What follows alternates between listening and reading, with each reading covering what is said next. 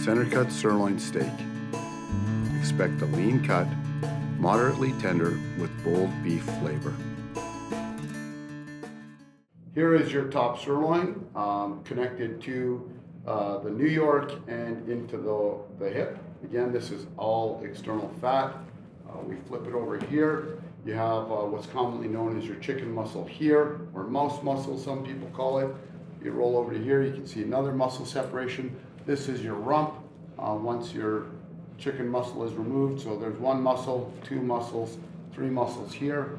What we'll do is we'll begin to break this down by removing this chicken muscle, removing this wedge fat, take all this external fat off, and get the rump to your spec. So Eric is now removing the chicken muscle, the mouse muscle.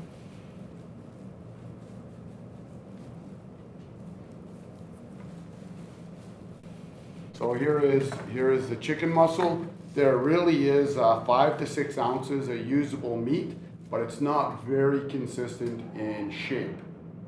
So sometimes it doesn't cook properly. So we'll typically either grind it or use it for stir fry application. What Eric has done here now, once he's removed that, is he's began to expose the top part of the rump, and he'll remove the wedge fat and all of the skin, the rest of the skin next.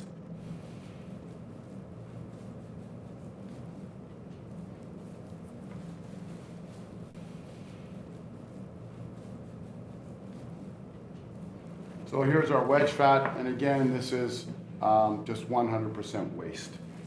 And now you can see the entire surface of your rump, and real separation for the cap and rump begins there.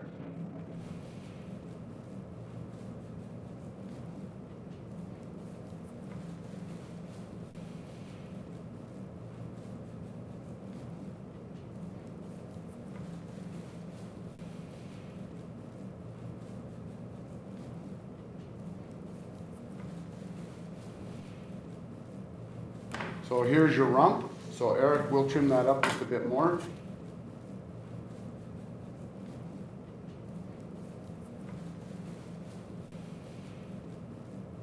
Never breaking the membrane.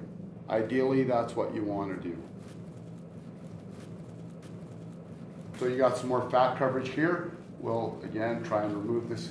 Simply just peels off, right? So you'll just try and remove that.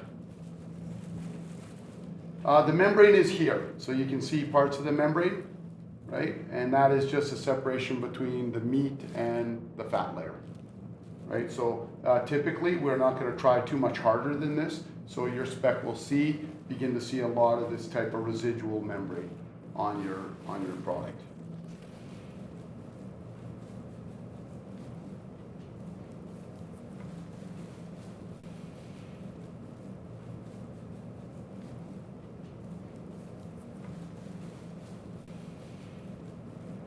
So what Eric's doing now is he's pulling out the sciatic nerve.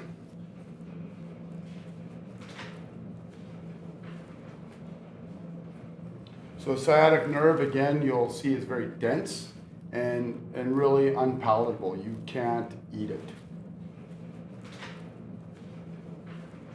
So here it is right here. So it really does stretch across the entire rump.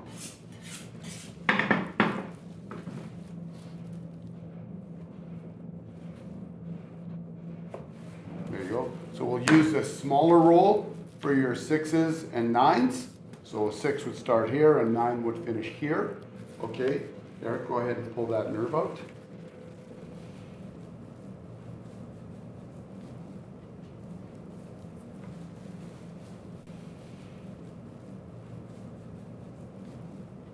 And that is like, it is just not good. You would never bite through this. So Eric, what we'll do is we'll face that, we'll peel it out, and we'll face it for 12s on the first couple. Yeah, right there. So your first one, let's do a 9, so go 1 inch. Yeah. So that'll be closer to, that'll be very close to 9. Go 1 inch again. Yeah. And there's your 12. and you keep going. So what you can see though is what is left of that nerve is gone, and just again, leaf fat, right? If we don't get enough of the nerve out, the fat will stay, but the nerve will be obvious.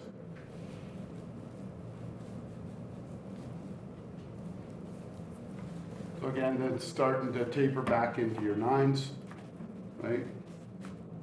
And let's call that call that a 5.